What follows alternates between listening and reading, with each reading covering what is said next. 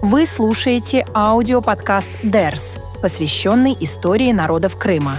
В этом выпуске кандидат философских наук Надир Бекиров рассказывает о судьбе караимского народа со второй половины XIX века до наших дней. Караимы – народ с высоким уровнем самоорганизации, ценивший образование и предпринимательство.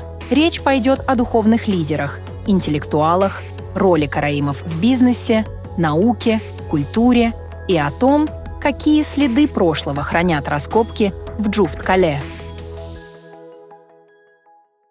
Во-первых, после окончания Крымской войны, это не связано прямо-таки с войной, это связано с тем, что это вторая половина XIX века, значительная часть караимов стала расселяться по Крыму и за пределами Крыма. Караимы – поразительно трудолюбивый народ, очень хорошо организованный и, прямо сказать, со способностями и с большой склонностью к интеллектуальному труду. Я уже говорил, какую роль они играли в Крымском ханстве. По сути говоря, в своей профессиональной, общественной деятельности они продолжали и продолжают эту традицию. Помимо сельского хозяйства и ремесла, которым они традиционно занимались в последние века в Крымском ханстве, там стали появляться предприниматели. Там, надо сказать, что крупные табачные фабрики в Киеве, в Москве, в Феодосии, в других городах принадлежали караимам. 80% производства табака имеется в виду не просто руками его собирать в полях. Этим занимались разные люди, но выработка табачных изделий, она на 80% в России царской была в руках караимов, караимских предпринимателей. На начало XX века, при том, что караимов в это время было порядка, к концу XIX века около 16 тысяч человек, по некоторым источникам 14 тысяч человек, было 11 миллионеров. Караимы очень большое внимание уделяли образованию, интеллектуальному развитию. Так, в 1895 году по инициативе караимского просветителя Ильи Казаса, который был первым караимом, получившим официально в России высшее светское образование, в 1895 году была открыта в Евпатории караимская духовная семинария. Но это не было чисто религиозное заведение. Там она сочетала в себя программу 6-летней гимназии и духовного училища. Но по имени императора, который разрешил открыть, она была названа Александровским училищем. Кроме того, огромное количество караимов стало поступать учиться в различные учебные заведения, которые существовали в России, и были специально открыты караимские женские курсы. Среди караимов стали появляться агрономы, педагоги, некоторые стали профессорами. В соответствии с давними традициями караимов значительная часть пошла служить в армию российскую. И надо сказать, в частности, что в Первой мировой войне принимало участие со стороны российской царской армии 500 военнослужащих караимов официальных и 200 добровольцев. Караимы достаточно рано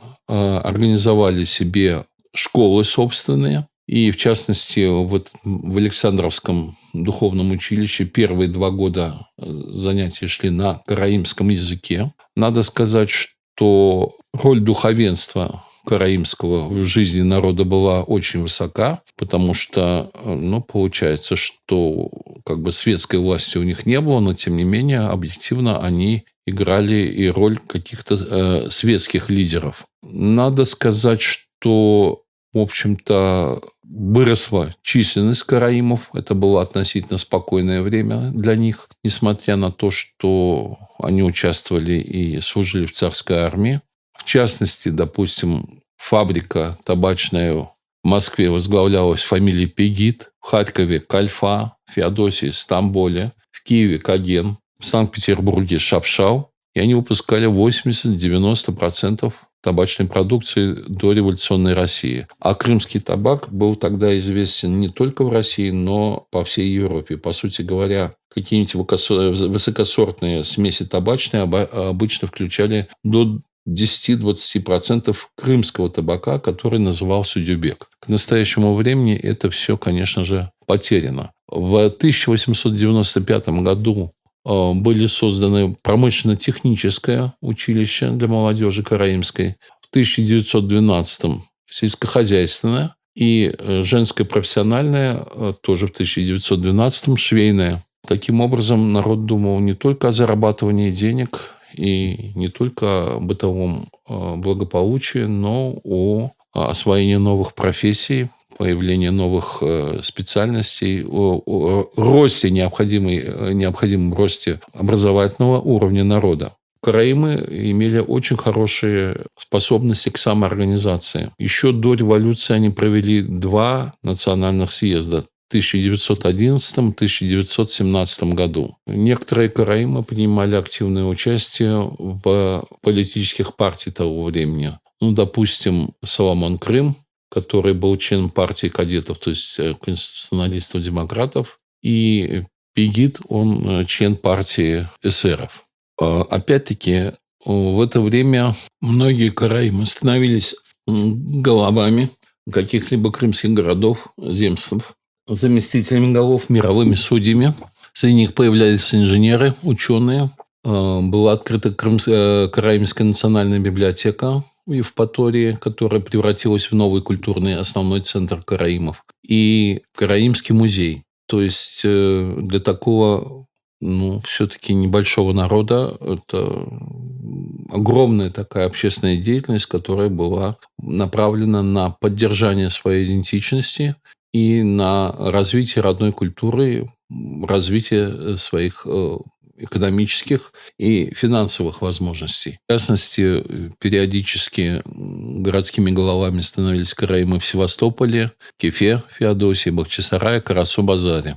Среди караимов были и члены Государственного совета, и Думы, генералы и так далее. В частности, был герой русско-японской войны, поручик Тапсашар, погибший в очень неравном бою с несколькими японскими офицерами в рукопашной схватке. То есть, можно сказать, что караимы, в общем-то, себя как народ со своим характером и со своим многообразием в полную силу себя проявили. Одним из интереснейших людей из караимов не конца 19-го, а начала 20 века и вообще 20 века был Хаджа хан Сираи Шапшал. Потрясающий человек по своей судьбе личной, по своей жизни. О нем тоже хочу рассказать отдельно. Он из литовских караимов, родился в Литве в 1873 году, умер в 1961, почти что наш современник, тоже в Литве.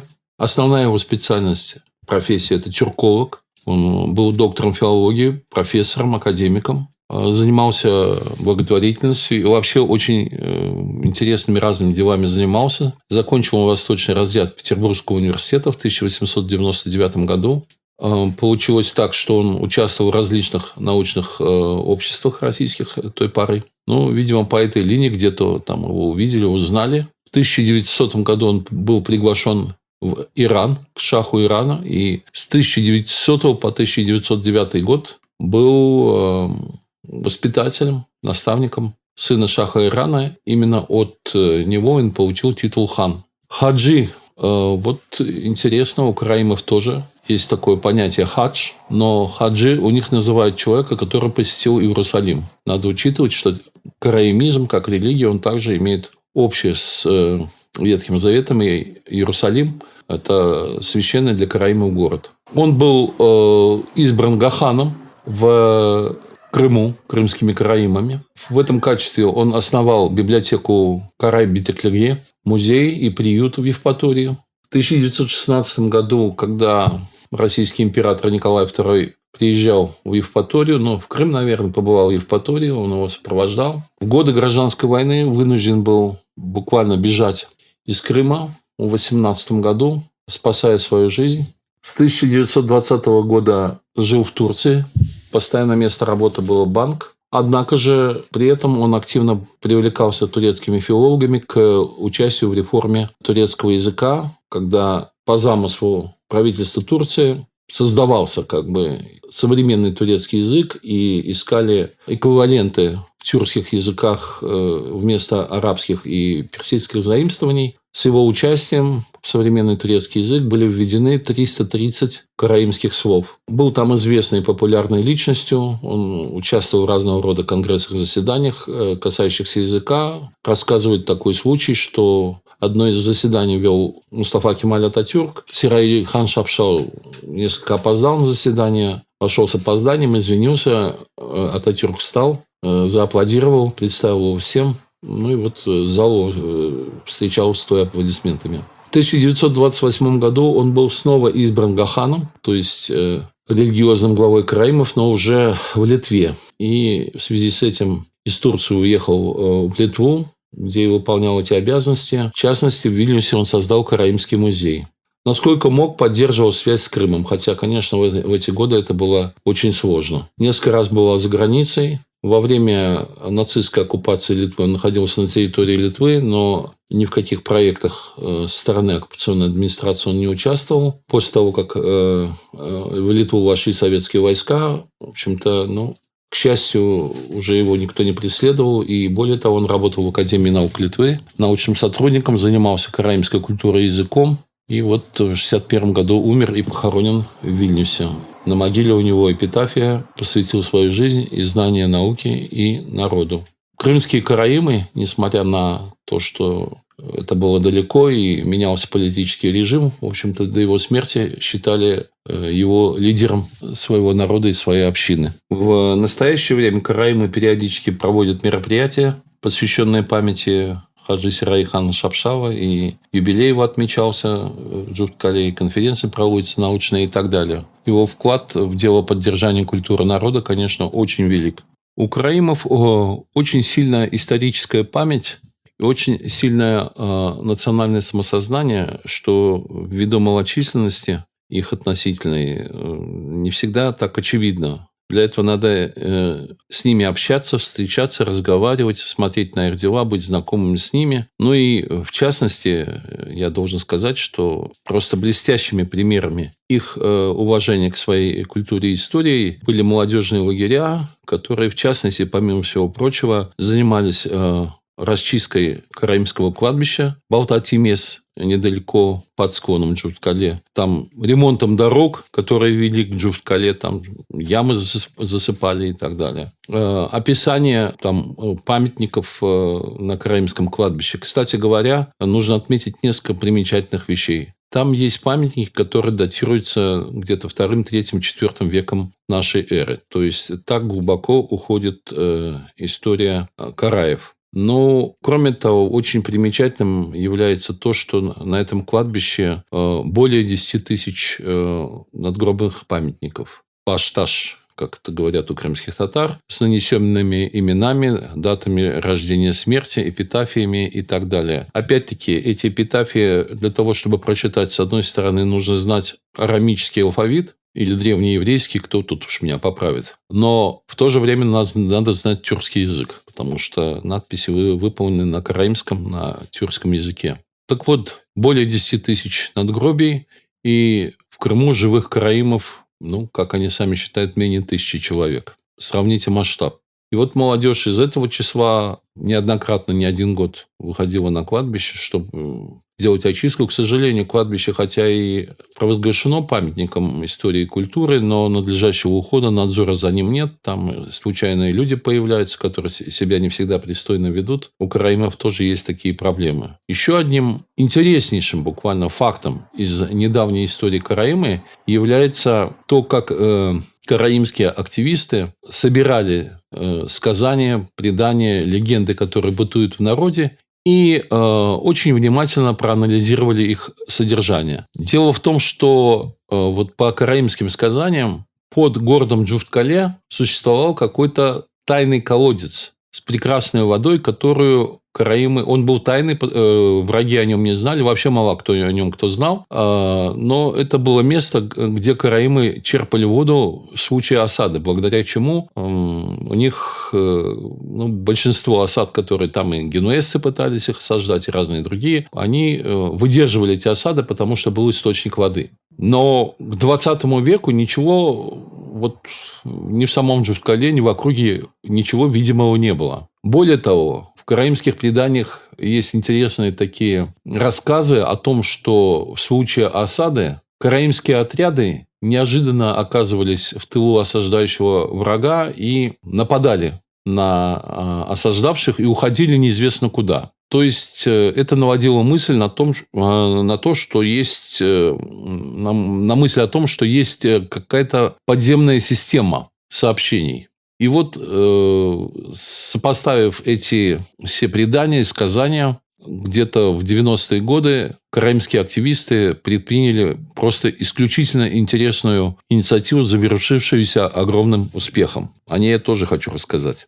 Сопоставляя вот эти предания с местностью и, что важно, с геологической картой, а у караимов сложилось так, что среди них было достаточно много в течение последних десятилетий, столетий ученых, и, в частности, мне лично знакомый Юрий Полканов, Юрий Александрович Полканов, он был академик геологии. Они определили предположительное место в районе Джуткале, где мог бы быть такой колодец, где мог быть источник воды. Это было сделано еще в 90-м году и в 90-е годы. И сугубо по своей инициативе, вот ориентируясь на рассказы стариков, на ориентиры, так сказать, геологические, несколько лет шли раскопки на этом месте. Было прокопано около 10 метров земли. И представьте себе, был найден этот колодец, но до самого колодца была найдена специально сооруженная еще там в Средневековье пещера, которая под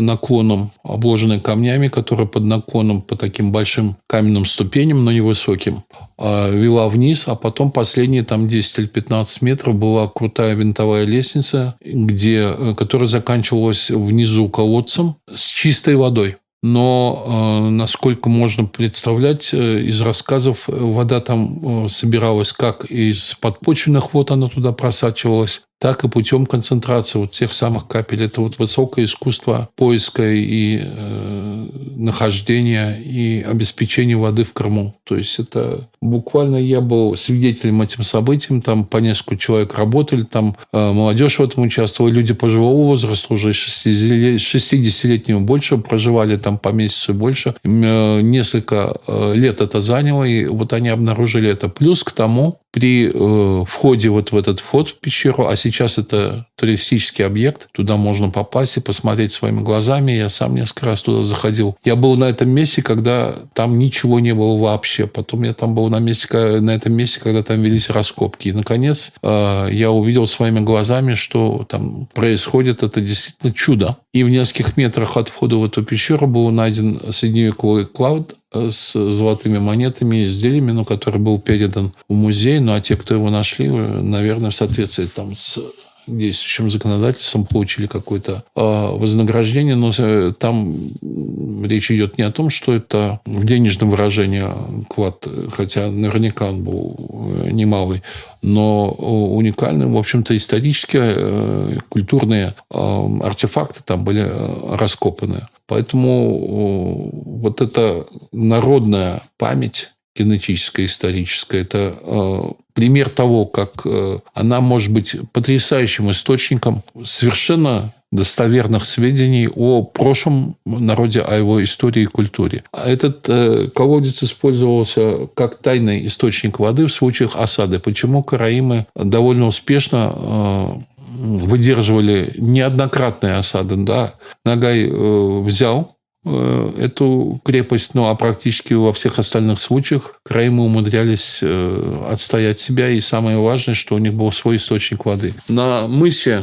таком скалистом, не в море, а вот над долиной, там была часть города, которая была уже называлась Авул, то есть военный лагерь. И в случае осады туда караимы загоняли скот. При необходимости там тренировали войска, в том числе воинов своих, там ведение рукопашного боя, стрельбе из лука. Это довольно большая территория, но подходящая прямо к обрыву. Мне неоднократно приходилось бывать на этом месте. Там потрясающий вид на Занжирлы медресе вниз. и на дорогу, которая вела когда-то в Бахчисарай. Потому что историческая дорога в Бахчисарай проходила не там, где она проходит сейчас, она проходила как раз мимо Джуфуткале. В какое-то время, когда крымские ханы перенесли туда столицу, Девлет-Сарай там был построен, это ущелье было перегорожено стеной. Потом, когда непосредственная опасность миновала, это стало называться Ашвамадире, то есть прививочная такая долина. Она вся была покрыта садами и была местом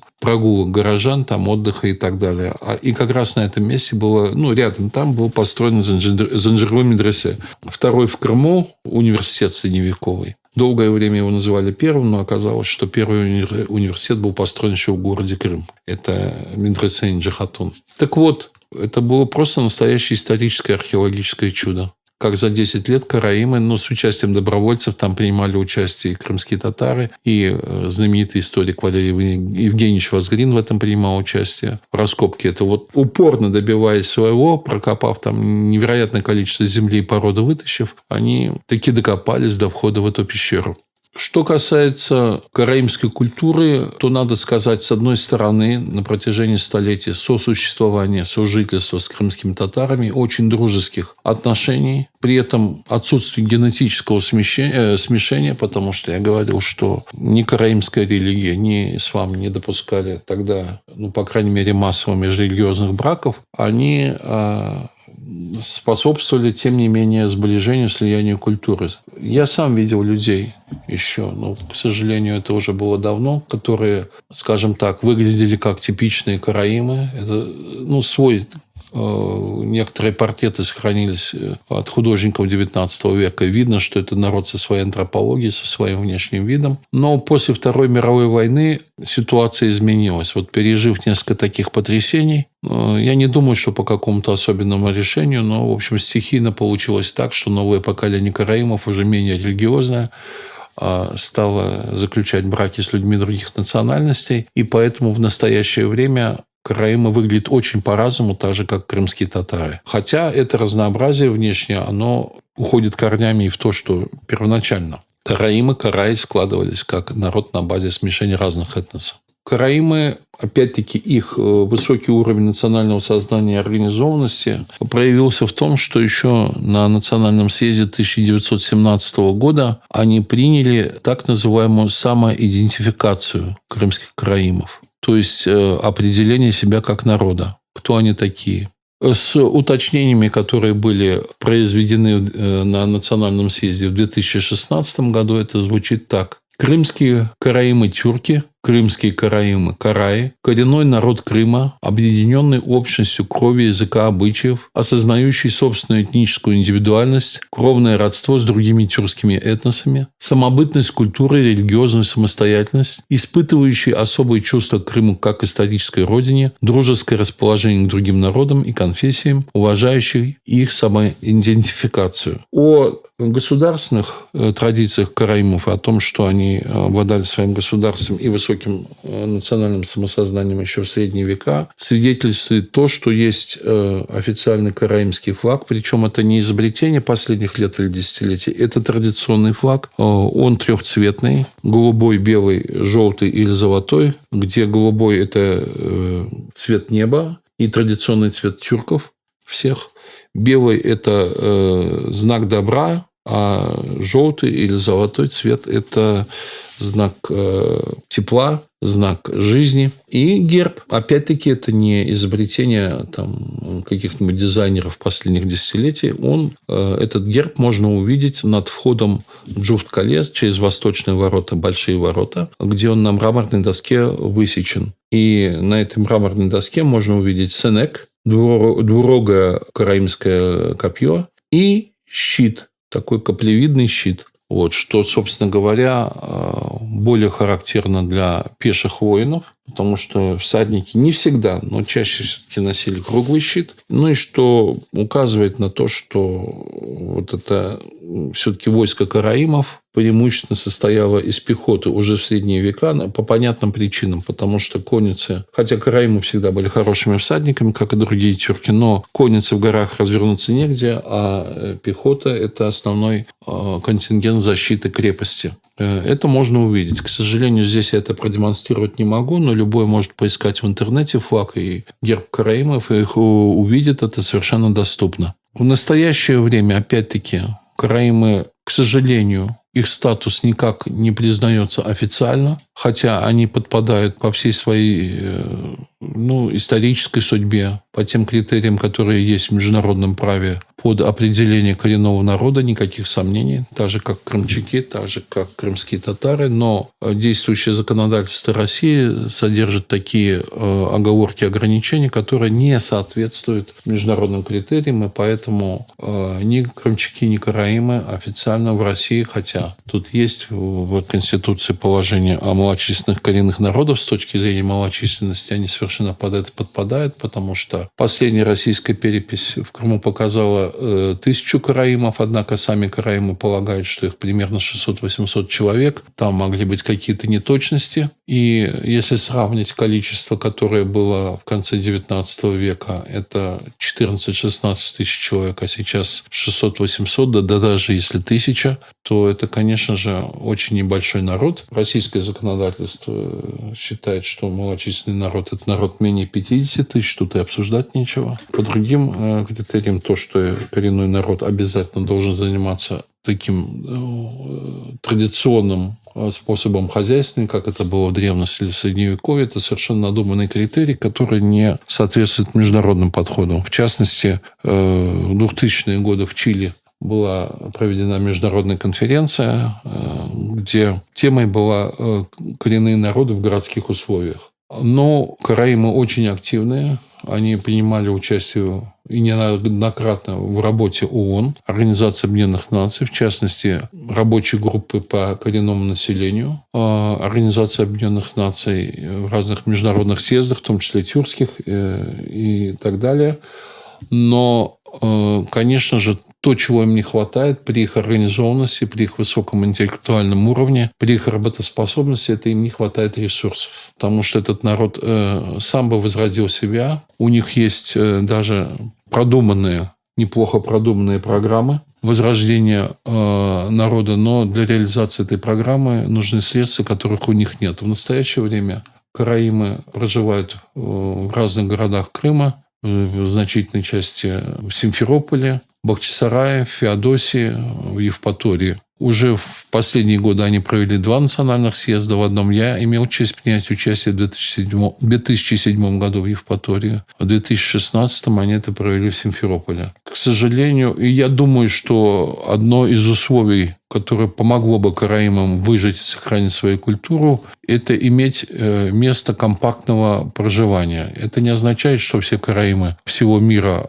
сами караимы оценивают свою численность в мире в 2500 человек, обязательно должны съехаться в это место, но я думаю, никто бы ничего не потерял, если бы, скажем, в Бахчисарайском районе или можно обсудить это с самим представителем караимов в каком-то другом месте Крыма была выделена земля, где можно было бы построить поселок и в традициях национальной архитектуры, и с киносе, и с караимской школой, и с какими-то местами для бизнеса, в том числе для ремесел традиционных и так далее. И это помогло бы, во-первых, украсило бы Крым, восстановило бы в определенной мере часть его культурной истории и, конечно, дало бы источник существования караимской общине, караимскому народу и просто помогло бы возрождению их культуры. Многочисленные такие попытки делались. Это и возродить караимское шитье золотое, и религиозную жизнь. Есть несколько религиозных организаций караимов, но все-таки для того, чтобы обеспечить возрождение этого народа, их собственных усилий недостаточно. Безусловно, им нужно помогать так же, как нужно помогать крымчакам. Караимы, при том, что их численность стала катастрофически падать, нашли очень мудрое решение для того, чтобы сохранить свой народ и выживание своего народа в очень непростых условиях, которые для него создались. Караимы очень интересно подошли к определению того, кем является человек по национальности. То есть они дали определение, самоопределение, так сказать, себе как народу, но в то же время у них сейчас, в настоящее время, принят такой подход, что караимы, караимский народ, караимская община считают караем любого человека, в котором есть хоть малейшая доля караимской крови среди его предков, и который сам себя считает караем. То есть вот это считать себя караем с точки зрения караимов означает не просто говорить о себе, что я карай, или я караим, или я из крымских караимов, а участвовать в жизни народа, участвовать в работе по сохранению его национальной идентичности, по возрождению и сохранению его культуры. И таким образом, карай ты или не карай, это очень легко и просто проявляется и проверяется на практике. Надо сказать, что очень мудрый подход, который, с одной стороны, позволяет и преодолеть, но уже на нынешнем этапе, те сложности, которые связаны с такой демографической ситуацией, а с другой стороны, в общем-то, это подход очень такой широкий и толерантный. То есть карай от себя не отталкивает никого, у которого есть хоть какая-то прикосновенность к караимам, и генетическая, и культурная, и моральная. В частности, вот на последнем своем съезде 2016 года караимы приняли резолюцию о своей ситуации. Делегаты Национального съезда крымских караимов-тюрков констатируют, что после Национального съезда 2007 года крымским караимам не удалось достичь материального и демографического уровня 2017 года. В то же время возврат к Кеносе в Симферополе дает надежду на развитие этнокультурной и духовной жизни народа. Они подтверждают преданность идеалам, чаяниям, традициям своих предков, осознавая ответственность за судьбу народа, провозглашают главной целью сохранение и возрождение крымских караимов, их этнокультуры и религии. Являются правопреемниками и правонаследниками созданных предшествующим поколениям духовных, материальных и иных ценностей и будут добиваться их возвращения. Констатируют, что судьба крымских караимов неразрывно связана с Крымом, большинство их проживает в Республике Крым, и считают необходимым признание крымских караимов коренным малочисленным народом Российской Федерации. Обращают внимание правительства Российской Федерации и Республики Крым на необходимость первоочередного возрождения главных святынь крымских караимов, города-крепости Джуфт-Кале с кладбищем Балта-Тимес,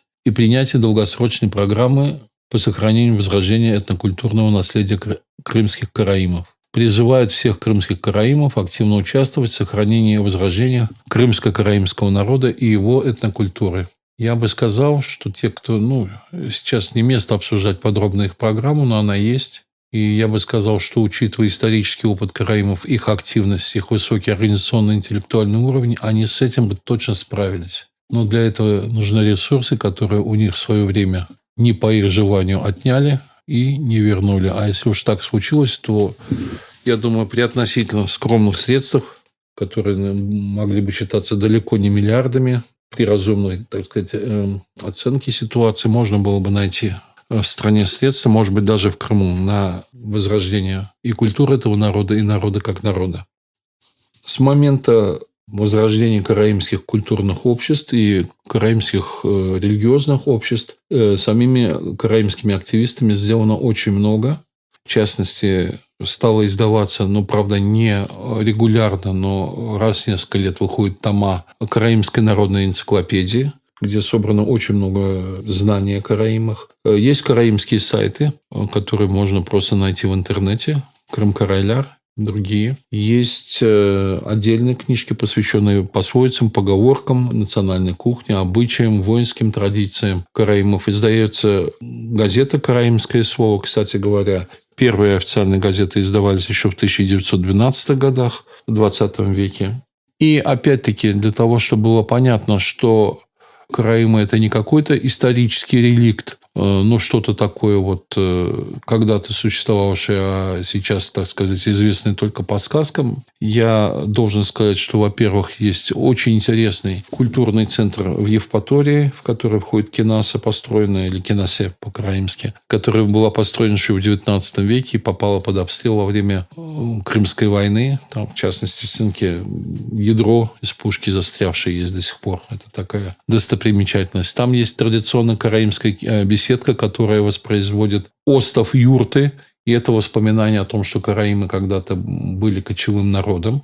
И сама по себе Кинаса очень красивая, с традиционными узорами. Есть там рядом караимское кафе с традиционной кухней. Караимы сохранили традиционный напиток не только караимов, но всех, кто жил в Крыму, бузу. Это такой очень интересный напиток из проса, из того самого зерна, которое было одним из первых в наших краях.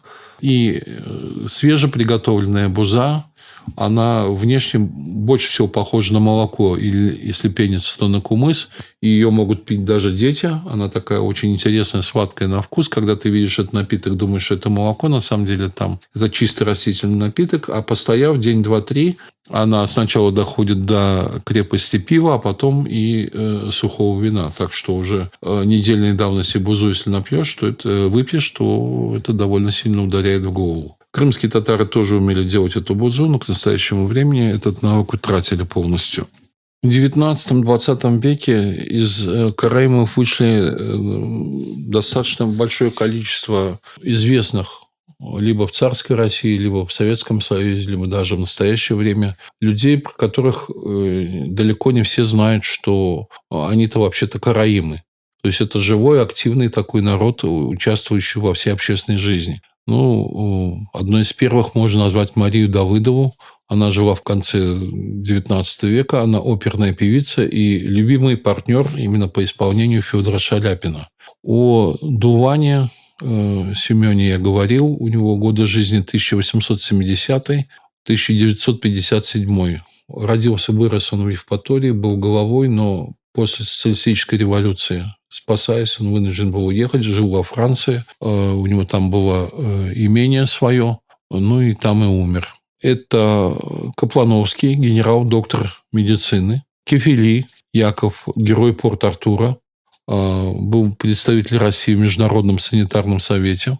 Соломон Крым. Жил он в 1864-1936 годах. В 18 году он возглавлял краевое правительство Крыма в очень непростых условиях гражданской войны. Сам он по образованию был ученый-агроном, член Государственной Думы, и именно он был инициатор создания Таврического университета. Известный музыкантам, особенно пианистам и тем, кто учился в музыкальной школе, Майкопар. Это композитор-пианист, профессор Петербургской консерватории. По его пьесам и этюдам практически все, кто закончил в советские времена или в настоящую музыкальную школу, учились. Жил он в 1867-1938 годах. Собственно говоря, само имя Майкопар, оно тюркское, оно караимское. Ну, на первый взгляд звучит как-то там непривычно для уха, а на самом деле это слово «май», масло. Майкопар – сбиватель масла, которым, были, видимо, его предки. Это практически наш современник, маршал Советского Союза Малиновский. В свое время он был георгиевским кавалером, потом дважды героем Советского Союза. Умер в 1967 году. Знаменитая, на весь мир знаменитая балерина Анна Павлова. Она жила в 1881-1931 году. Выдающаяся балерина, караимка по отцу. Это Пастак, российский офицер, участник гражданской войны со стороны белых, эмигрировал во Францию, был удостоен высших наград, включая орден почетного легиона.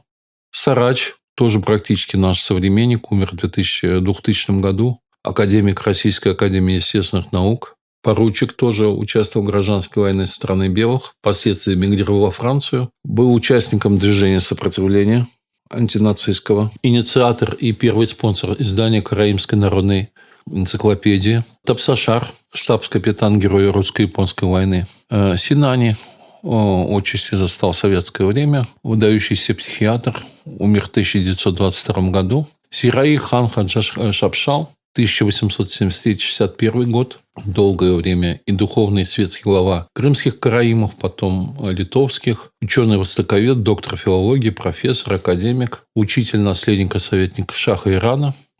Известный как советский деятель искусств, тем не менее, все-таки известный. Это Юткевич, режиссер и теоретик кино. Кроме того, был очень интересный человек, тоже довольно-таки противоречивый, которого звали Иосиф Ромуальдович Григулевич. Родился он в 13 году в семье фармацевта из литовских караимов.